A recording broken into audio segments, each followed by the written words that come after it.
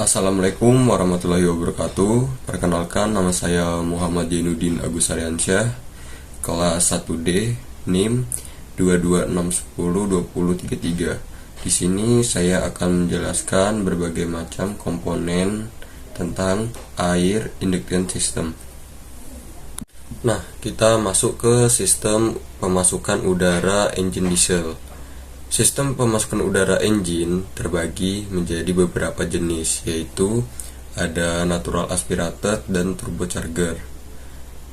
Natural aspirated itu merupakan sistem pemasukan udara ke dalam ruang bakar secara alamiah.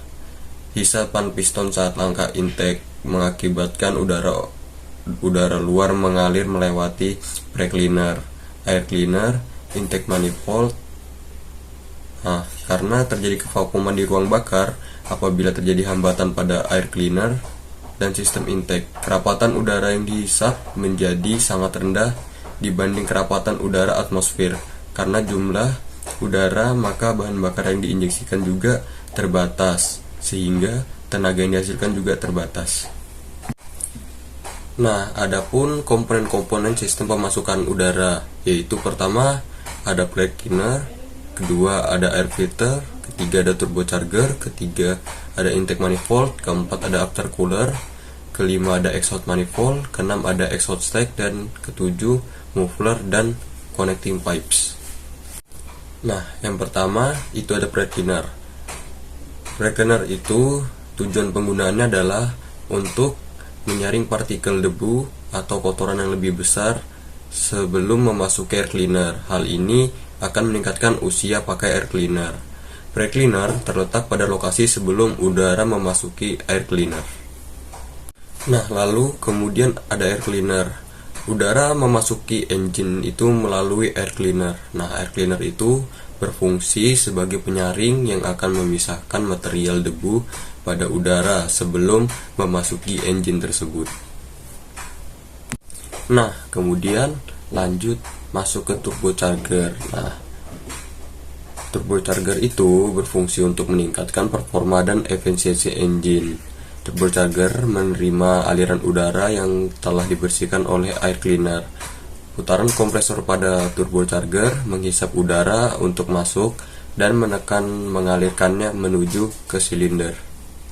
Adapun juga berbagai keuntungan menggunakan turbocharger itu antara lain tenaga. Udara bertekanan memiliki lebih banyak oksigen per satuan volume. Dengan lebih banyak oksigen pada silinder, maka lebih banyak juga bahan bakar yang dapat disemprotkan untuk dapat menghasilkan tenaga yang lebih besar. Yang kedua, efisiensi. Proses penekanan dengan jumlah udara yang lebih mencukupi menghasilkan efisiensi pembakaran lebih tinggi, sehingga akan menurunkan emisi dan konsumsi bahan bakar yang lebih bagus. Nah, lanjut kemudian ada aftercooler. Aftercooler itu digunakan bersama dengan turbocharger untuk menurunkan suhu udara yang akan memasuki ruang bakar. Ini menyebabkan kerapatan udara menjadi meningkat, sehingga jumlah udara menjadi lebih banyak dan efisiensi dan tenaga yang dihasilkan engine meningkat. Nah, ada 3 jenis dari aftercooler itu, yaitu jenis pertama ada air to air aftercooler atau attack. Dengan menggunakan aftercooler jenis ini, inti pendingin cooler core yang terpisah dipasang di bagian depan radiator engine. Udara dengan suhu luar yang dihembuskan oleh fan engine akan mengalir melintasi aftercooler core. Udara bertekanan dari turbocharger didinginkan oleh air to air aftercooler sebelum memasuki intake manifold. Ini merupakan metode yang sangat efektif untuk mendinginkan udara bertekanan apabila terdapat udara yang dingin di dalam jumlah besar yang dapat melewati aftercooler. Nah, yang kedua ada jacket water aftercooler atau JWAC. Sistem jacket water aftercooler ini memiliki core assembly yang berisi coolant. Coolant yang digunakan adalah coolant yang sama yang digunakan untuk mendinginkan engine. Coolant ini digunakan untuk mendinginkan udara yang akan memasuki ruang bakar. Coolant dari water pump mengalir melalui Aftercooler core, udara bertekanan dari turbocharger didinginkan oleh aftercooler ini sebelum memasuki intake manifold. Nah, jenis aftercooler yang terakhir itu ada separator circuit aftercooler atau SCAC. Sistem aftercooler rangkaian terpisah separator circuit aftercooler mirip dengan sistem jacket water aftercooler dengan beberapa perbedaan kecil. Rangkaian pendingin udara yang terpisah dari sistem pendingin yang digunakan untuk mendinginkan engine jacket water. Jacket water bekerja untuk mendinginkan engine head, engine block, oli transmisi, dan lain-lain. Sistem separator circuit aftercooler memiliki pompa, saluran air, dan pemindah panas yang maksimum diperlukan.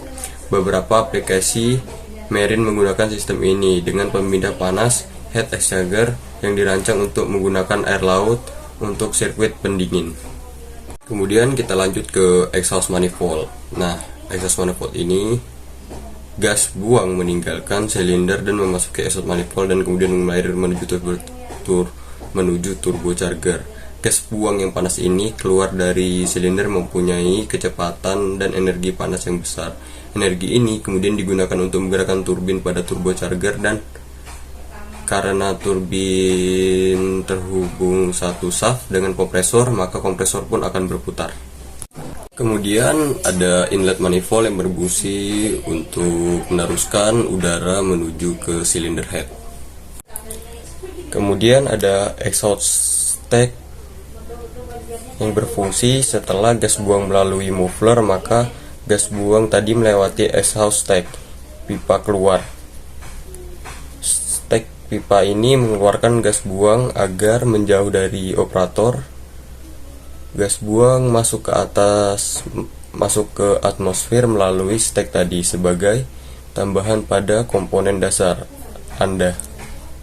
Nah, lalu kemudian ada muffler dari turbocharger. Gas bekas pembakaran disalurkan melalui muffler dan exhaust stack. Muffler meredam suara ribut dari gas buang sehingga membuat suara engine menjadi lebih halus.